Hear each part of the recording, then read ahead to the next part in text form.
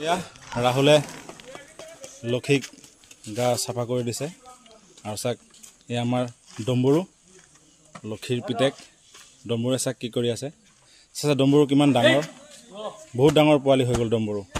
21 মাহ বয়স আৰু এফালে ৰাহুলে গা চাফা কৰি আছে লক্ষীৰ চাচোন ডম্বৰু কি কৰি আছে তাৰ মাকৰ কাণত সুৰ লগাই দিছে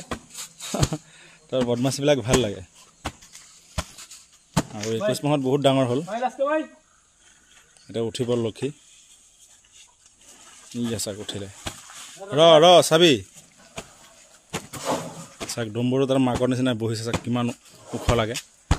চাক তাৰ মাকক কামুৰি আছে চাক এতিয়া ওপৰত উঠি যায় চাব এই চাক মাকৰ ওপৰতে উঠিলে বুজি নাপায় ন সৰু পোৱালিহে চাচোন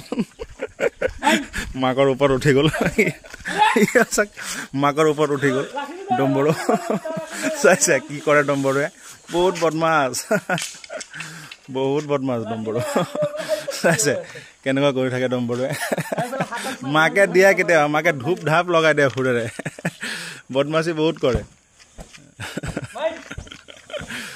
ডম্বৰু যি বদমাছি কৰে পিয়াঞ্চি কি কৰে তাতকে দুগুণ বেছি কৰে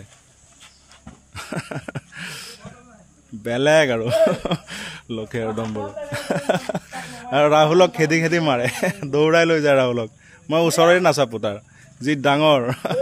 মোৰ ওপৰত বহি দিলে মই চেপেটা হৈ যাম ডাইৰেক্ট কোনো কথাই নাই সেইকাৰণে মজা লাগে ডম্বৰুক সেইকাৰণে উঠা ঠাণ্ডা কৰি থাকে ন গা ধুৱালে উঠি যায় ওপৰত বেলেগ কিবা কৰি থাকে চাকচোন কিমান একদম টুপটুপীয়া পোৱালিটো এই চাক ৰাহুলক চাক কি কৰি আছে চাক চাচোন বেটা দাঁতকেইটা দেখুৱাই দে তোৰ দাঁতকেইটা দেখুৱাই দে দেখুৱা নেদেখুৱা এতিয়া ডম্বৰু পাগলেই ডম্বৰু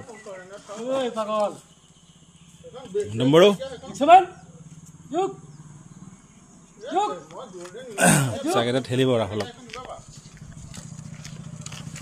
হৈ গ'ল ন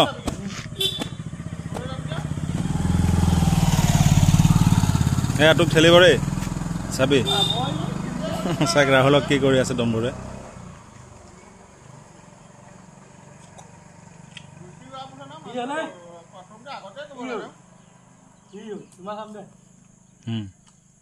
এই দাঁতকেইটা দেখুৱাই আছে এতিয়া